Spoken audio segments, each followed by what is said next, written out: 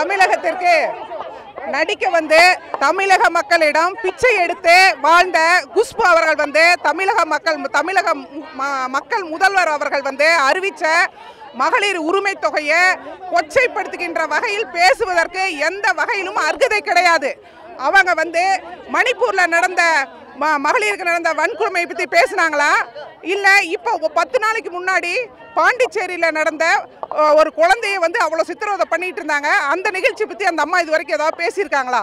குஷ்புக்கு நான் தமிழகத்தை பற்றி நம்ம தமிழக முதல்வர் தளபதி பற்றி பேசுறதுக்கு எந்த அருகதையும் கிடையாது. இதுக்கு மேலே பேசுனா மகளிர் அணி நாங்கள் மேலும் அந்த அம்மா வந்து வன்மையாக கண்டிக்கிறோம்.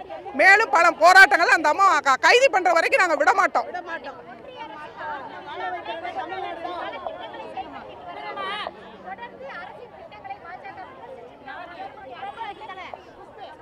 அடுத்த கட்ட நடவடிக்கை எங்கள் தலைவர் அவர்கள் என்ன சொல்கிறாங்களோ அதை நாங்கள் மகளிர் அணி கண்டிப்பாக அதை முன்னிறுத்துவோம். இந்த வருகின்ற தேர்தலில் இந்த 1,80,00,000 18 லட்சம் மக்கள் வந்து இந்த நல்ல மகளிர் உரிமை தொகையை பெற்றிருக்காங்க. அவங்க அத்தனை பேருமே இந்த தேர்தலில் பதிலடி கண்டிப்பாக கொடுப்பாங்க. மகளிரே வந்து பிஜேபி தமிழ்நாட்டை விட்டு இல்லை இந்தியா விட்டு ஓடுற அளவுக்கு எங்களுடைய போராட்டம் இன்னும் வலுப்பெருக்கும். இந்த அம்மா இதோட வாயை மூடிக்கணும்.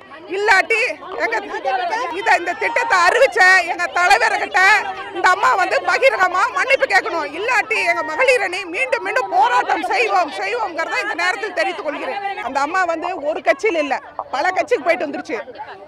அந்த அம்மா ஒரு கட்சியில் இருந்தால் அந்த தமிழகத்தினுடைய அந்த மரபு பற்றி பேச தெரியும், அரசியல் எப்படிங்கிறது தெரியும். அந்த இங்கிதமே தெரியாம ஒரு நேஷனல்ல அந்த அம்மா வந்து உமன் கமிஷன்ல ஒரு மெம்பரா இருக்குது. அந்த அம்மா வந்து எதுக்கு இது மாதிரிலாம் பேசணும்? ஒரு பொறுப்புக்காவது ஒரு அந்த அருகதை வேண்டாமா? அந்த பொறுப்புல இருந்து அந்த அம்மா முதல் ரிசைன் பண்ண வைக்கணும். இல்லாட்டி எங்களுடைய போராட்டம் கண்டிப்பா தொடரும்.